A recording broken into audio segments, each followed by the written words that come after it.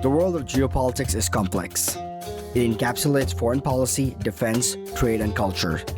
These can have ripples that can be felt all around the planet. With that, we welcome you to The Global Detail, a podcast where we go beyond borders and behind the headlines to stories that impact the world.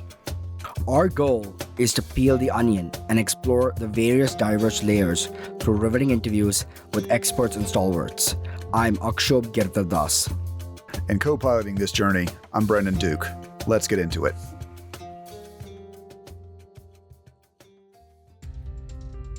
Generals always prepare to fight the last war, especially if they had won it. This quote was attributed to French Prime Minister Georges Clemenceau in the later years of World War I.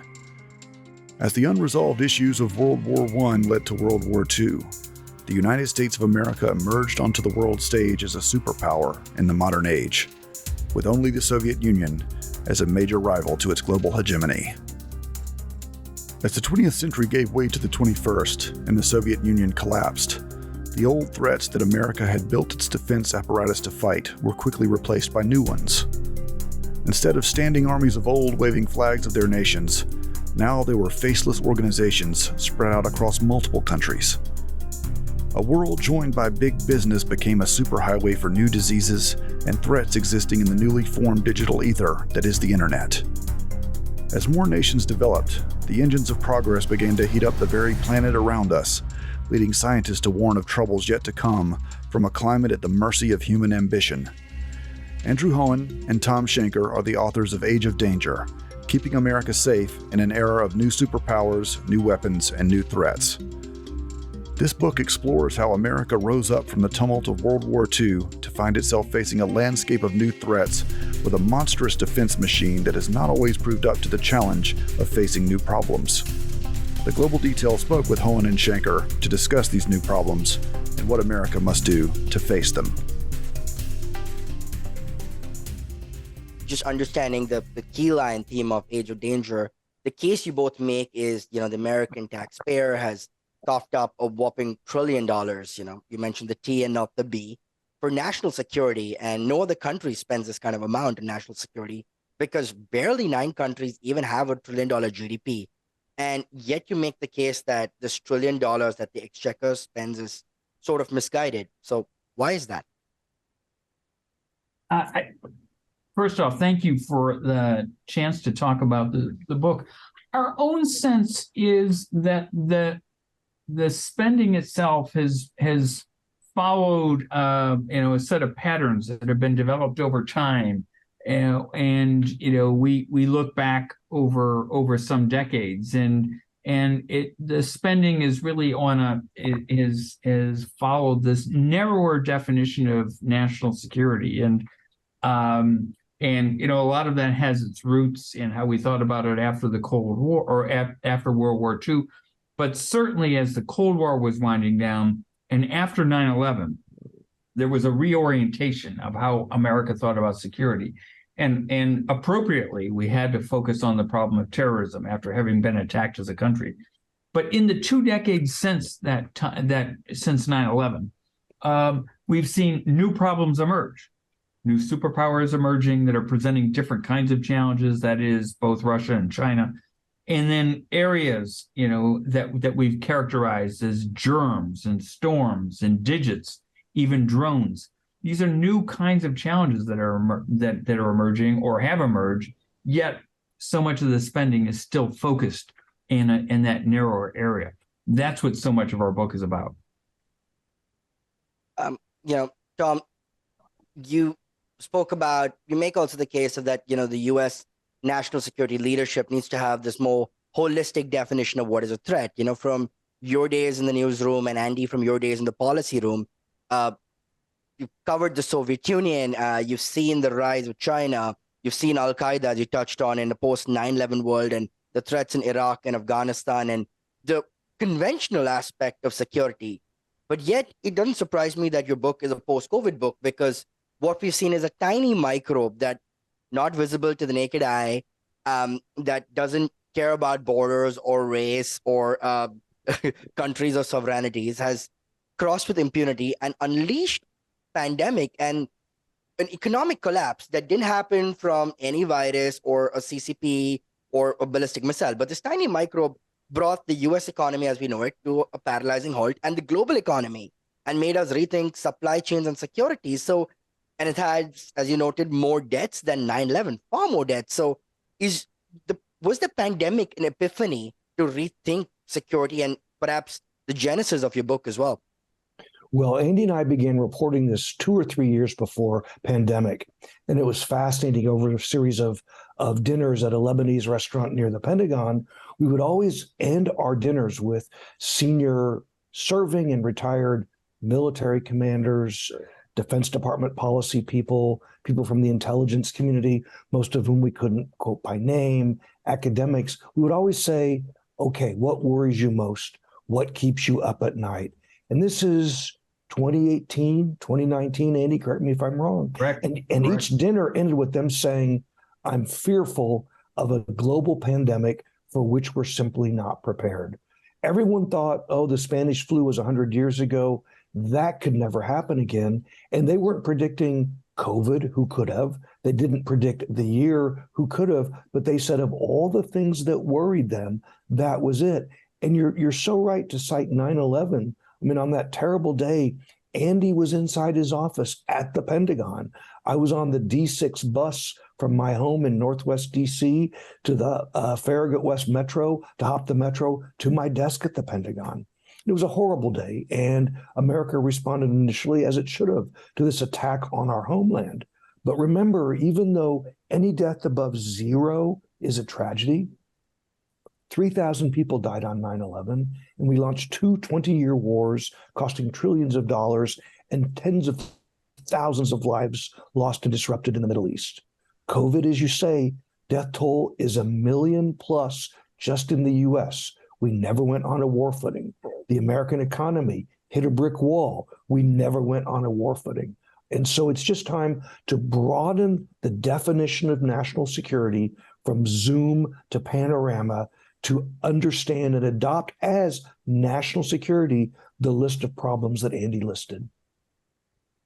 It's very interesting you mentioned about to broaden the horizon of security, because one such country that's been a security challenge for the United States, many countries have, but one such country, say, has been Pakistan, which U.S. Former President Bill Clinton once dubbed the region of Kashmir as the most dangerous place on earth, given the nuclearization threat. And constantly in your coverage of post 9/11, Al-Qaeda, Pakistan, and Afghanistan was very central. And there was a constant fear of these weapons falling into radical hands and what would that mean.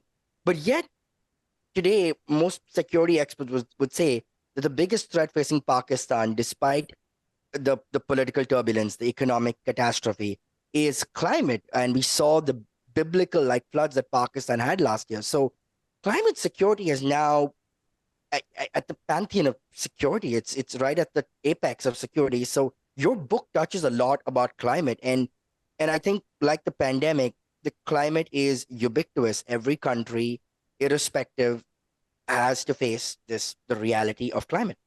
Right. I'll start on this if I might. I know Andy has some smart thoughts as well. We really did include climate security as a major part of our book. And we're not merely talking about, climate security writ large, which most people accept now, global warming and all the impact. But we looked at the national security implications, and you touched on them. With the world getting hotter and wetter, there's going to be threats to agriculture. There's going to be mass migration, not seen in generations, if ever. I mean, how will Europe manage up to 1 billion refugees moving north from a parched Africa? So the instability brought by climate change is going to test American policymakers and the American military, even as the American military tries to figure out where it will find the money to move bases when major naval installations in Norfolk, Virginia, and San Diego, California are underwater. And then the nightmare scenario described to us by the Navy's top medical officer, a flag officer who thinks that as the polar ice caps start melting, pathogens will be released that have not been visited upon the Earth in a millennia. And he's concerned because the Navy is out and about and will come across these nightmare pathogens first. There's absolutely no thought about how to deal with that. I think it's really interesting you picked on these two themes because they do illustrate so much of what we're trying to do in this and say in this book. You know, if there was a shorthand to American strategy for decades, it was the idea of make friends and keep threats at a distance. And the two illustrations you've just chosen here, the idea germs, as we call it, but pathogens that are almost impossible to contain, or climate, which has both the effects of the change in weather and what it means, but how that's going to affect human life and people and their livelihoods and where they're going to live and where they're going to move and so forth. These are very difficult issues to think that making friends and keeping threats at a distance is going to be the right answer. It's going to take different tools, different mechanisms, and so forth. So I think you've really captured one of the very important and big key themes for us in this book, is that we need to think about the nation's security in a different way in light of a new set of problems.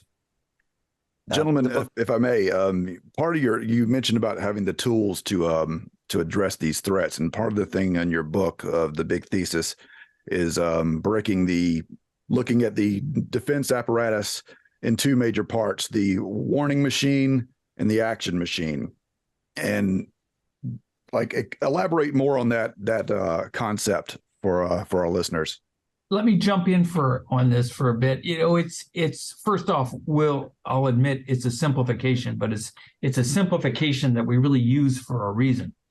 To be able to think about security and to understand what the problems and the threats are, you have to have an awareness of what they are, where they're coming from, and what ways they may be manifesting themselves.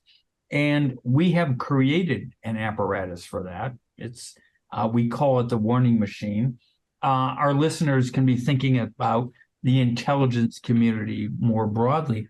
But in this era, we like to think that warning comes from a lot of different places. And, we spend some time in this book talking even how intelligence collected. There was a time when you thought that warning really came from the collection of secrets, the things that people were trying to hide. And we're saying in this era, a lot of the warning is going to come from the things that are sitting out there in the open. What people now call open source intelligence. What the information, what you can learn, the knowledge you can glean from accessing data, from accessing all of the information that sits out there on the web and so forth. And there's an army of people doing it. But that machine, as we think about it, really has to operate in a way that it's reaching decision makers with the appropriate information at the right time, in a way that they can do something with it. Tom and I have encountered in our research for this book stories of messages that got to decision makers, but maybe were diluted or not exactly clear. And a warning has to be delivered in a way that a decision maker knows what to do with it. That's one half of the equation. The other half of the equation is, for a warning to be acted upon, there has to be an action machine or a set of instruments available to do something about it. So if we think about an invading army, we saw this in the run-up to the invasion of Ukraine. That information can be gathered from a lot of sources. In this instance, there were satellite images and other kinds of imagery that were coming in, telling us this army was being mobilized. That can be shared with decision makers. It can be used in terms of generating broad support among allies and partners. It can be used to send messages back to the other parties and so forth. But for that warning, there had to be an action machine. In the case of Ukraine, we had an action machine, and it was put to good use. And I think in our case, as we wrote this book, we were thinking that's an illustration of warning and action working well. But think of the pandemic. The warning was arriving in December of 19. Certainly by January of 20, we knew something was going on.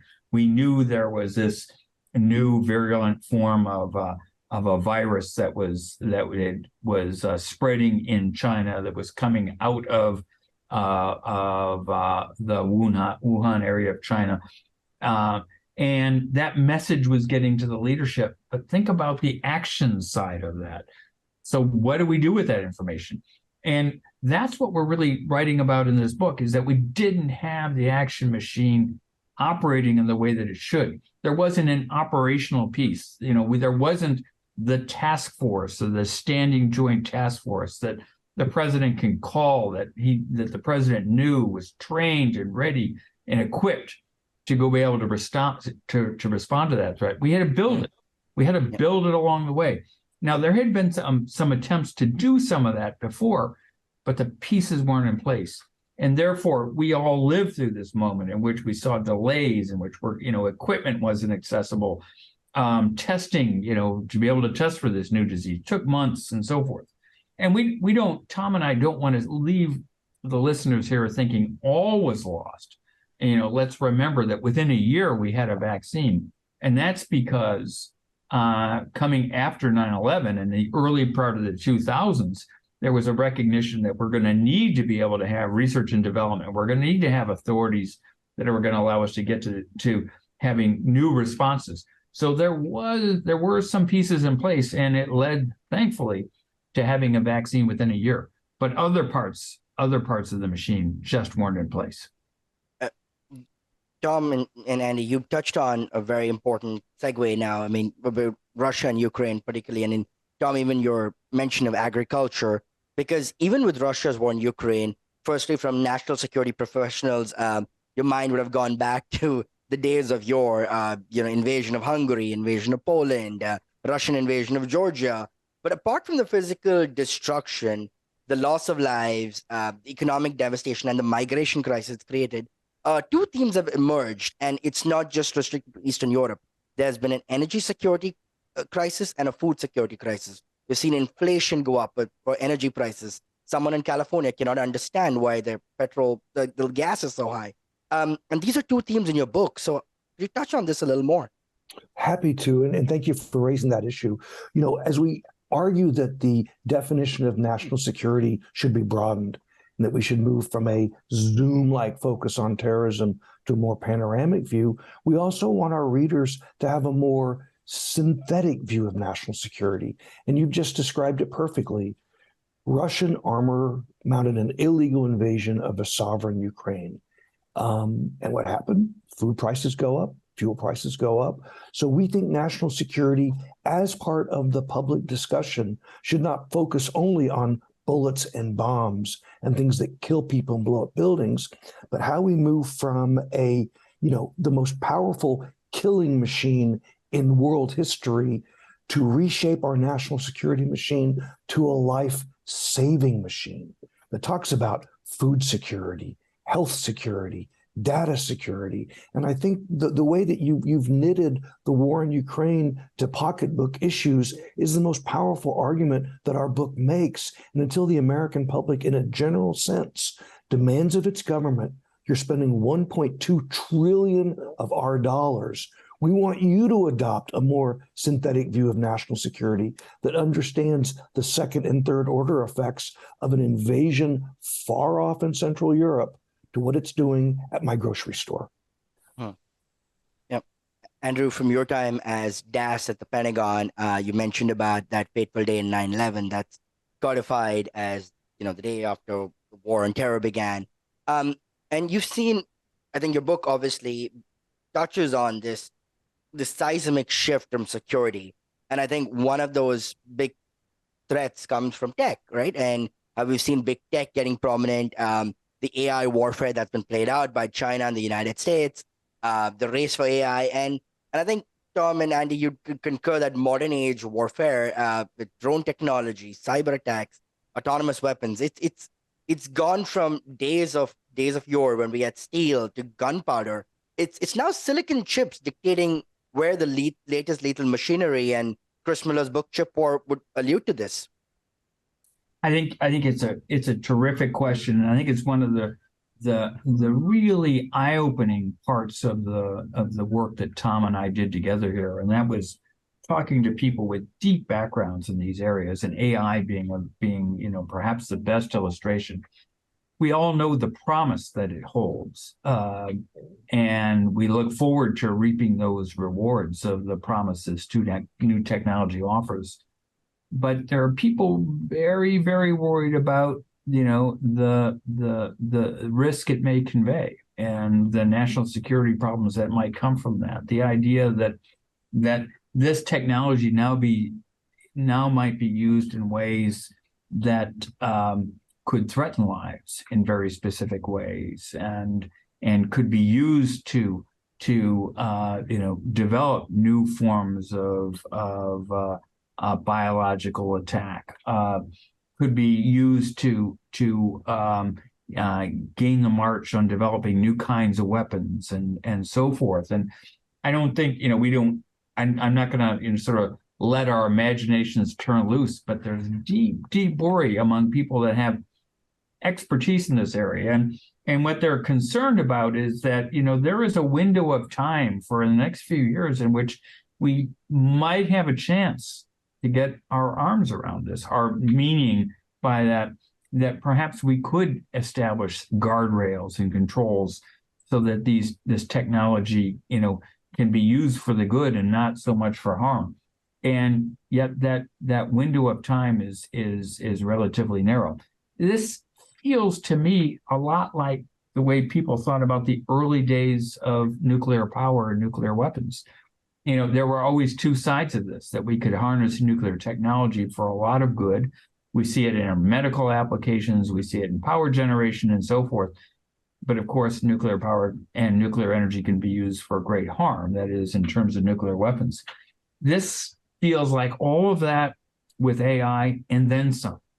And, this is one of those calls in the book that we're going to be thinking about national security. We have to have our attention on this. And we know policymakers in Washington, D.C. and around the world are focused on this, but the time is relatively short. And if I could just foot stomp Andy's very good point. At the dawn of the nuclear era, even though when the first atomic bombs were dropped, people didn't envision the power of the hydrogen bomb, but they did envision it will just get bigger and stronger and better delivery. So it was somewhat linear as they looked to the future and discussed arms control. What's different about AI, most experts think that we can only guess at 10% of the potential of AI. I would put the number even lower at 1%. So it's almost impossible to discuss arms control and AI or constraints. That's only one problem. The other is that AI is distributed across the private sector and the public sector, and smart people in their individual homes. I mean, no 18-year-old kids were splitting atoms at home, whereas some very smart people could very well do very bad things with AI from their garage. Yeah, and Tom, of course, that is very profound because we've seen. It's also one you mentioned about the atom bomb, because the G7 leaders just met at Hiroshima. So it's a very pertinent point about apropos of threats, we've now faced. Because cyber, Tom, has, we've known has moved along from lone wolves sitting in the parents' basements and eating a bag of chips and sending Trojans and email clicks to your states, sometimes using non-state actors for plausible deniability to hack into cyber infrastructure. We've seen literature of Stuxnet of U.S. and Israeli intelligence in the past using that's very well out there. But is cyber defense, in your experience, Andy and Tom, from the Pentagon perspective, is that where both from offensive and defensive capabilities that countries and companies need to be looking at it? Is there enough of a defense and enough of cyber infrastructure being spent? Because we had Lieutenant General Huda from the Indian Army before, and he says one of the things that traditional armies are not doing enough is on cyber defenses. Maybe not the U.S., but certainly other militaries. Right. Andy and I were careful not to make this book autobiographical, but I think it's safe to say, Andy, correct me if I'm wrong, that we both made really huge intellectual journeys over the course of this book. Speaking for me, I was part of the post 9/11 journalism community that focused like a laser on terrorism. I was part of that exact movement that our book argues went on for too long. Similarly, as a reporter covering cyber, I covered Leon Panetta's speech aboard the aircraft carrier Intrepid in New York Harbor when he warned of a cyber Pearl Harbor that might turn off the lights on the East Coast, might crash the U.S. financial system. What we realize now is that, defining cyber as war limits our view, because Andy and I make the case that perhaps the cyber Pearl Harbor has already happened and we didn't even notice. And it was the unbelievably huge theft of intellectual property by the Chinese via hacking.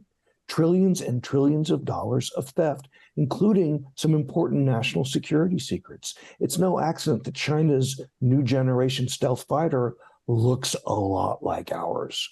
And so it's time, even in cyber, to take off the blinders of cyber war and look at all of the applications.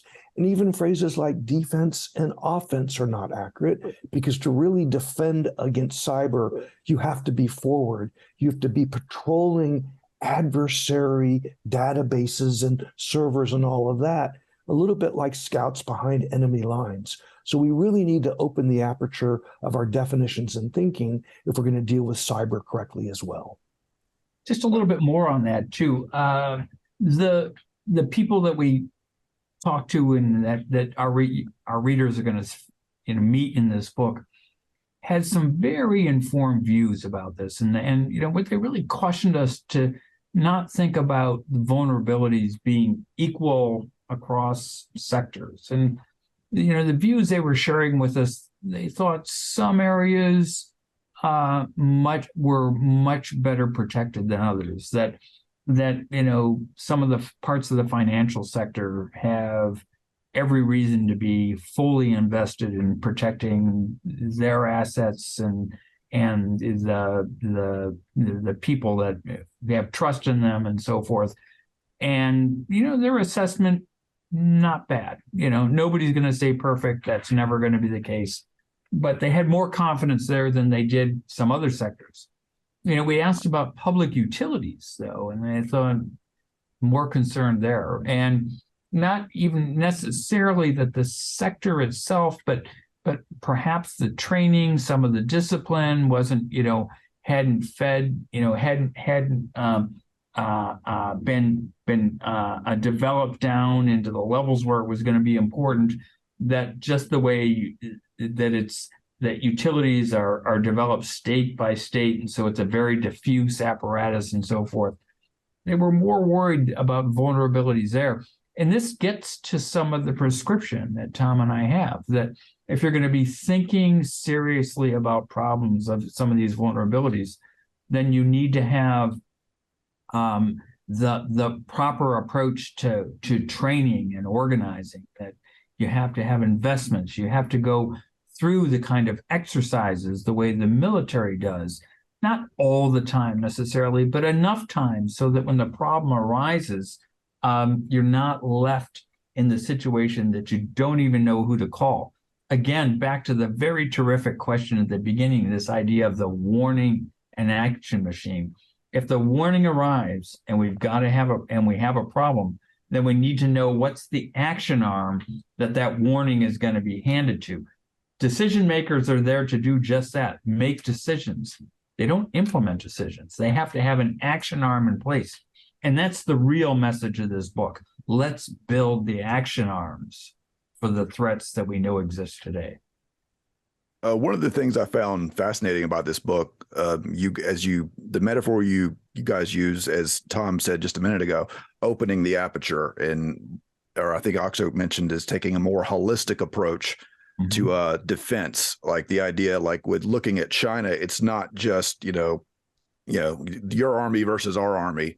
You're having to look at it from the economic standpoint of, like, there was one section where you talk about like cost imposing measures, where it's like using like iPhones attached to drones, and as opposed to just, like us trading missiles, where they might use missiles to shoot down the iPhones, whereas we can crank those things out for, like say, are those little iPhones as expensive as they might be, are far less expensive than those missiles that they're going to have to fire to shoot them down.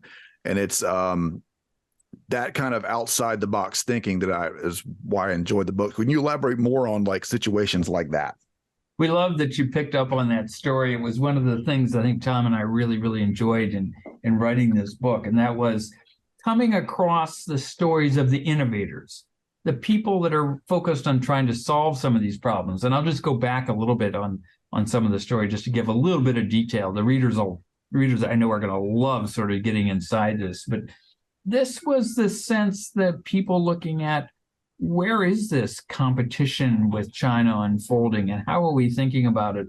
And we could have told the story from a lot of different vantage points. We happened to use the Air Force because it was a good example of the Air Force, who, when we think about, its performance in the first Gulf War, or, associated with what happened in Afghanistan, but more, certainly at the time of Iraq, how it was able to deploy and operate with such efficiency and so forth.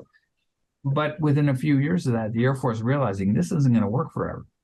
And so they began experimenting with different kinds of approaches. And what we describe here is the partnership between a physicist who's got this idea that, the real issue that you need to have is the sensors that will alert you to when there might be activity, say, in the Taiwan Strait. How are you going to discriminate from all the kinds of activity of fishing boats and trawlers and whatnot versus the actual part of an invasion force? How do you do that? And comes to the realization that you might use a very inexpensive drone with a very inexpensive sensor and put a lot of them in the sky, a lot of them. And so, inexpensive sensor, inexpensive platform that's carrying it, or a drone, requires an expensive weapon to defeat it. And, you multiply that by thousands and you've got, thousands of inexpensive versus thousands of expensive weapons. And that's this idea of cost imposition. That is, for another party to be able to disrupt the activity that you have in mind is going to be very expensive for them, much more expensive than it is for you. And strategists love to find those kinds of options. We're typically, the United States has found itself on the other side of cost imposition. That is, the responses that we're looking at cost more than that was involved in the first place. This was definitely the idea what happened around terrorism, that, the response was enormously expensive. So, we love telling this story partly because it was one of, an innovator working with a senior official.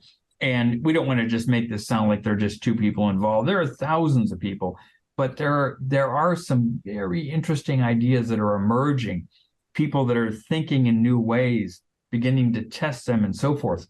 The big concern on our mind, will we be fast enough? And it's the slowness that's in the system that worries us more than the ideas. The ideas are out there. Tom, you mentioned you're sitting in Oklahoma, so not far from you is, of course, an interesting story in Manhattan, Kansas. Surprised to learn about its story in Little Apple. And of course, you guys mentioned about the former chairman of the Joint Chief of Staff, I think now in academia. And he studied the threat of medical terrorism that Al-Qaeda operatives use sitting in caves in Afghanistan, if I'm not mistaken. I mean, the concept of bioterrorism is not unheard of, but very few people know much about it. And this sounds like something out of a Netflix thriller. So what did your conversations, your interviews, your investigation reveal? Well, this is one of those stories that's going to keep your listeners and viewers awake at night, so I'll apologize in advance. Richard Myers was chairman of the Joint Chiefs of Staff, saw the launch of the offensives into Afghanistan and then into Iraq. And he remembers being so deeply troubled when the special ops forces and others would find al-Qaeda intelligence that they were experimenting with hoof and mouth disease and brucellosis and all other kinds of bioterror and crop terror as a way to undermine not just the American economy, but confidence in the American government.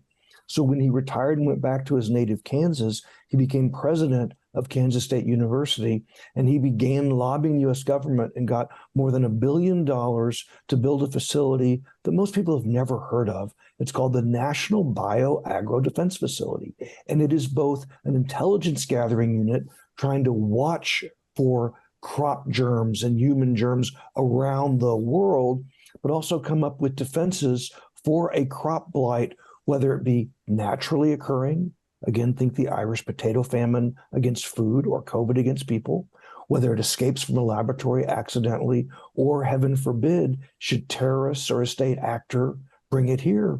And there is reason for concern. Andy and I researched that in New Zealand in the late 90s, 1997, a group of farmers were just outraged at the government for prohibiting them from using a virus that caused wild rabbits to bleed to death. And wild rabbits are just, all over New Zealand. I guess wild rabbits and wild hobbits all come from New Zealand, but the government said no. So one of the farmers flew to the Czech Republic, where this virus was controlled but was for sale. He put it on a handkerchief, flew back to New Zealand, and began spreading this hemorrhaging rabbit virus throughout the wild rabbit population. And so the fact that somebody could bring one of these viruses through customs so easily and then travel from farm to farm, affecting crops, livestock, and undermining both our food supplies and our economies is a very real threat. One of the important aspects is that you also speak about this trillion-dollar machinery, this threat surveillance that perhaps is not working. If I could get you both to put on your national security hats in the traditional sense, and you mentioned about moving from microscope to telescope, and mentioned that the focus was so unequal on the Middle East after 9/11. But some would say that the United States, Washington's abdicated that area, meant that there was a lacuna for Beijing if Washington were to change focus, and that's happened recently with, say, China having orchestrated a Saudi-Iran diplomatic approach more, partly because Washington's to focus on the Indo-Pacific and Eastern Europe.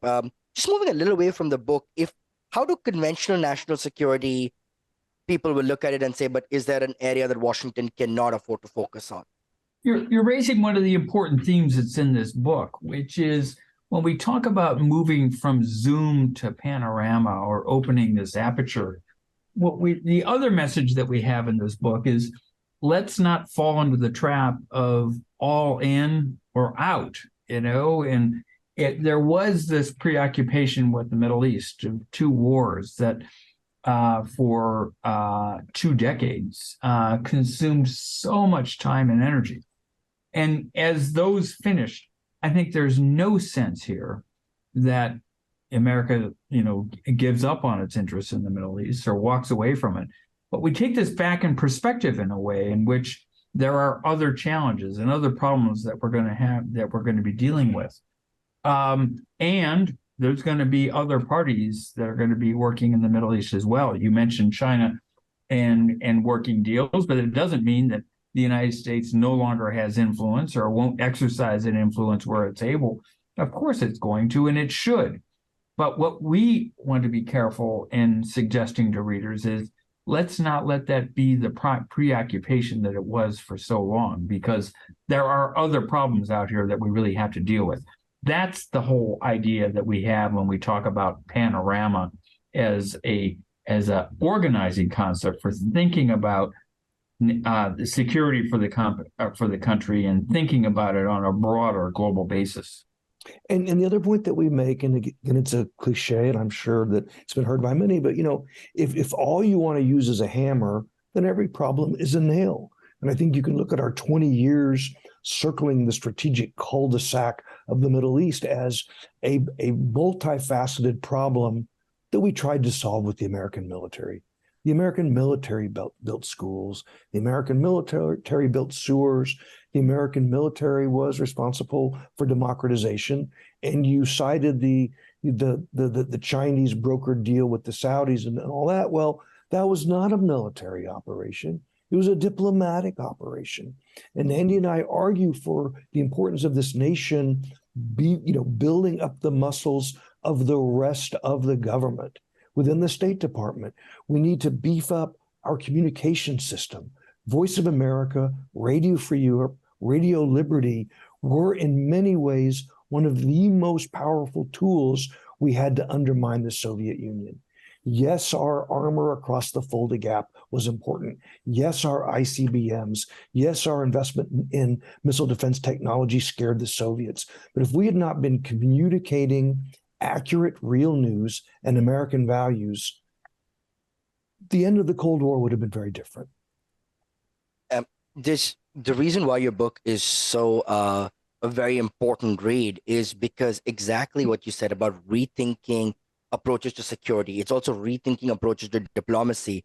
And one such example is the Indo-Pacific Quad, which should have taken place right now, but of course that got canceled. But if you think about the way we would have approached the Quad 30, 40 years ago, granted there was no belligerence of Beijing 30, 40 years ago, not in the same way, it would have been an Asian NATO or APAC NATO. But repeatedly, you've seen Secretary Blinken, President Biden, and other Quad leaders saying it's not an Asian NATO. The focus has been critical and emerging technology, rebuilding resilient supply chains, vaccine delivery from the pandemic, and climate action. That's also counterweight to how China has been approaching its economic hegemony in terms of debt trap diplomacy through Belt and Road initiatives. So your book touches on a very important way of how countries also rethinking approaches, not conventional NATO-led military alliances or pacts, but through understanding what nations need, smaller nations need, and allowing them with investments and the infrastructure to deal with this. Well, thank you for asking that. And it's really true. We interviewed senior Australian officials, deputy prime ministers, defense ministers, and Australia is certainly a very important military ally. Going back to Vietnam, World War II, Australia has been with us in every major conflict that America's entered. But Australia, being where it is on the globe, is very sensitive to climate change.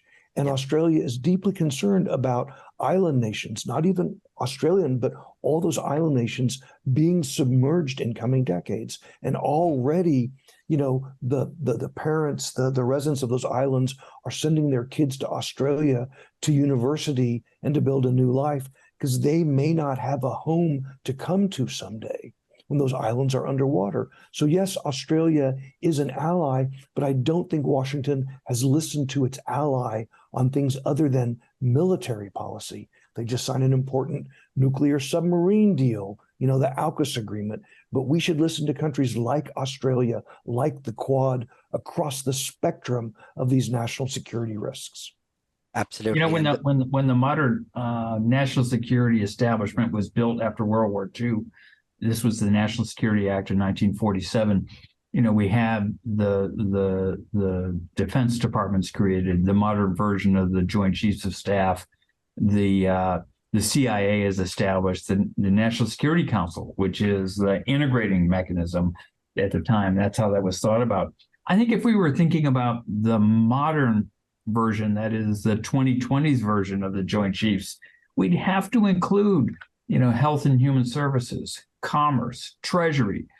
These are all part of the modern machinery that we need to be thinking about when we're taking on these national security problems, topics that we've been covering during this discussion. And they are being pulled in various ways. But Tom and I are really arguing this is the moment to do it in a serious way. Think about how you're going to have the connections across these departments. We're not talking about new stovepipes. We don't need to go out and build brand new departments, but we do need to think about how you build the connections across them to take on the kind of issues that you were talking about. Right. As we get to the business end of the podcast, I wanted to try and reflect on this. As you mentioned about this machinery since 1947, DOD, CIA, NATO, and UN international organizations. And the quote, if I remember correctly from the book, you said the former national security advisor said, it's time to park the 1947 Chevy in the garage and get a new car. What does that new car look like? Well, I'll take a start, and then I know Andy will want to add a couple of things. One, as Andy said earlier, we are not advocating spending more money. 1.2 trillion should be plenty. We want it spent wisely. And as Andy also said, we're not advocating new departments, new agencies. This new car should be, for want of a better word, a hybrid, given the popularity of that today. We advocate creating a group of standing joint task forces drawn from experts in government now, already on the payroll, have a data security task force, a health pandemic security task force, a food security task force, and let them come from all the relevant departments and agencies, practice, define their needs, ask for the money to be earmarked where it should be, and come together 4, 6, 10 times a year to rehearse a potential crisis, whether it's a pandemic or a crop blight. So not if it happens, when it happens, the team is in place and it's not a pickup game.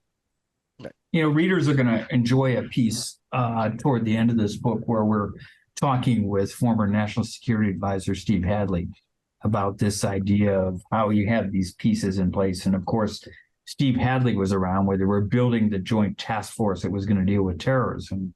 And he really is, himself thinking we've got to build this apparatus or this machinery for these new problems.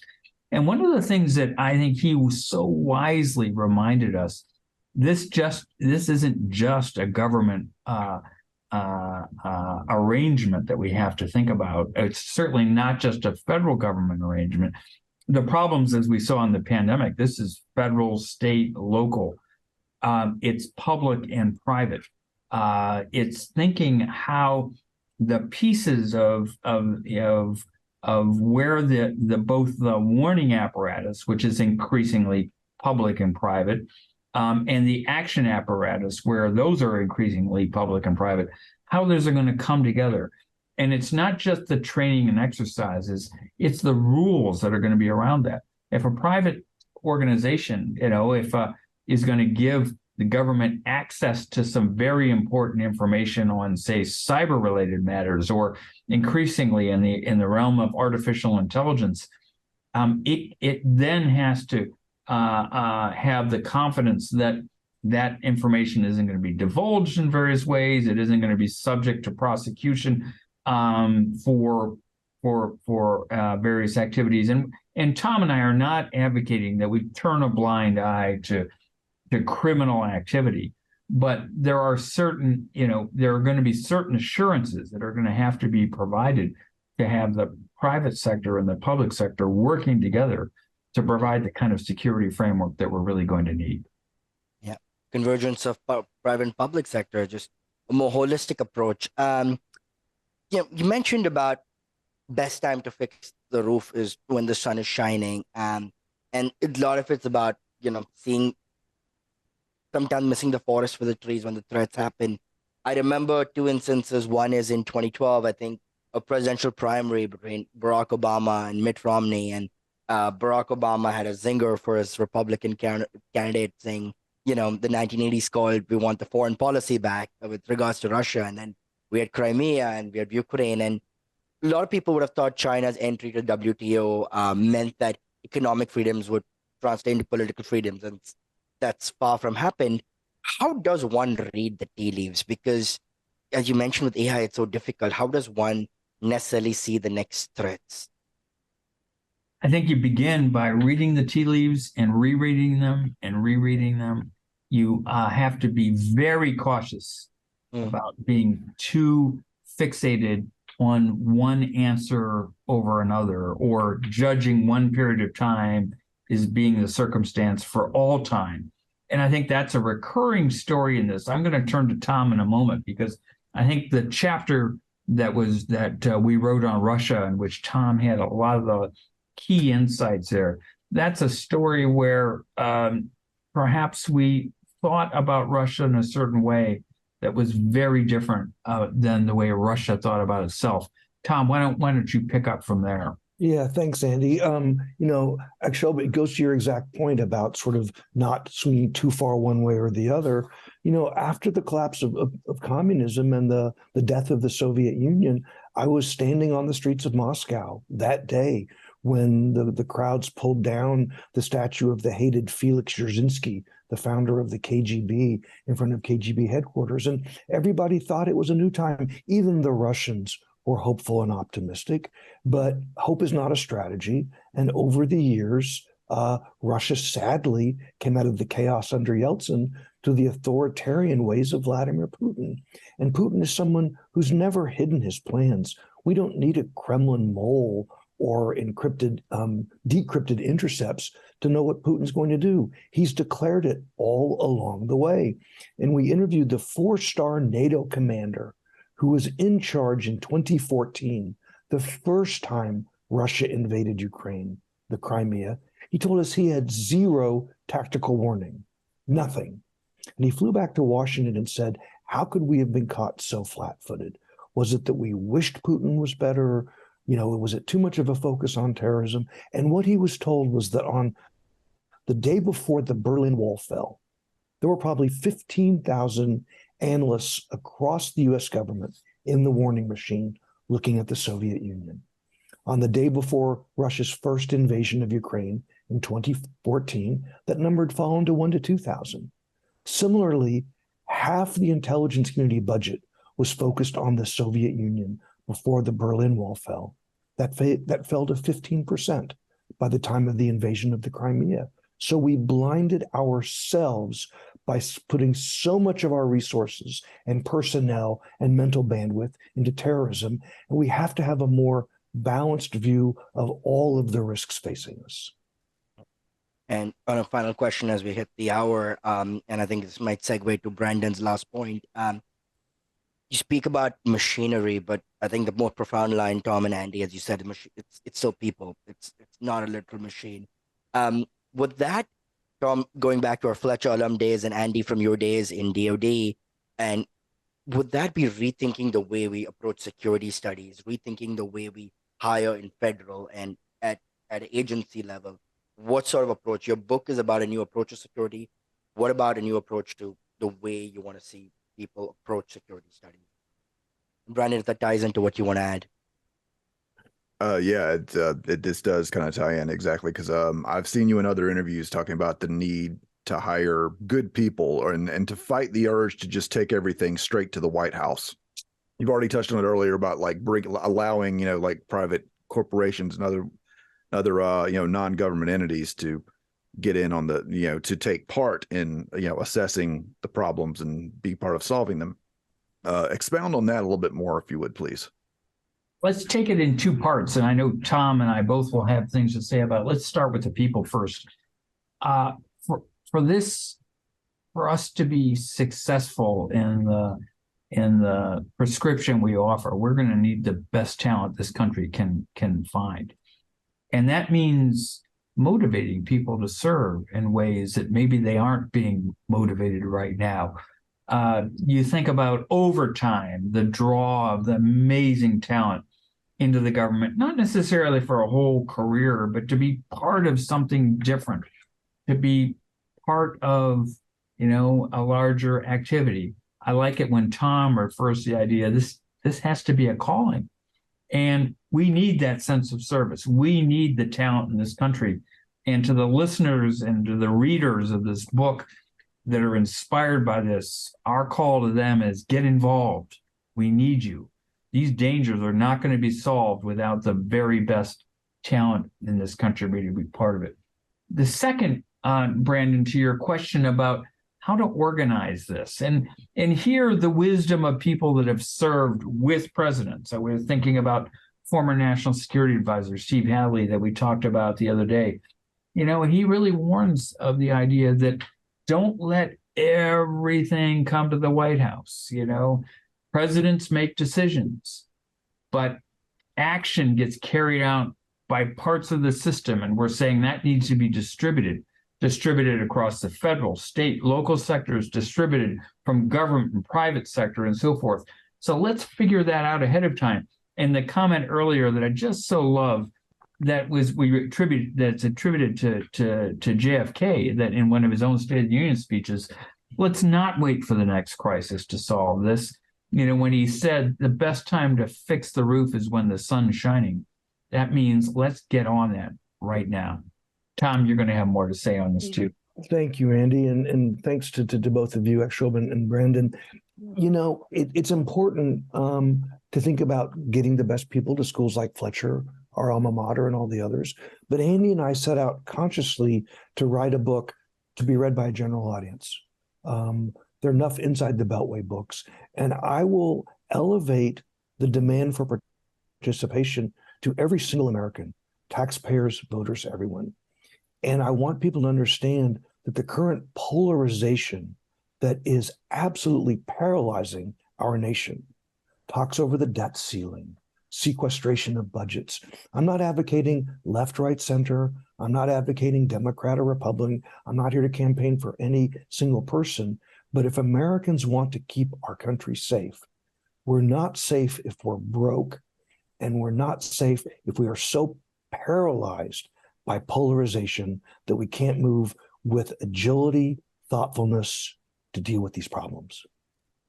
On that note, I just want to say, Andy and Tom, we've had several authors on this podcast, but I'd be remiss if I did not put out this book saying Age of Danger. Please, you get it both by our authors. You're highly recommended. I'm so glad that I've had the book with me. More often than not, I don't have the book on hand in the digital world, but I'm so glad. It's Age of Danger, Keeping America Safe in an Era of New Superpowers, New Weapons, and New Threats by our authors, Andy Hoehn and Thom Shanker. Thank you both so much. It is an absolutely riveting session, and I still, I'm right. The pleasure will all be on this side of the recording. So thank you so much. Well, we were honored to join you. Thanks for a really thoughtful discussion. Terrific discussion. Thanks to both of you. That'll be all for this episode. If you like what you're hearing, tell a friend, or two, or three. And if you think we've earned it, give us a good rating and review wherever you get your podcasts. So, until we meet again on The Global Detail, look after yourselves. This podcast has been a production of Carcata Media in association with Perspicacity Media, LLC. All guest views are their own. If you have any questions, thoughts, or concerns, email us at globaldetailpodcast@gmail.com, or you can contact us on Facebook and Twitter at Global Detail Pod. This recording, or any portion thereof, may not be reproduced or used in any manner whatsoever without the express written permission of the publisher, except for the use of brief quotations in a review. Copyright 2023 by Carcata Media, LLC. All rights reserved.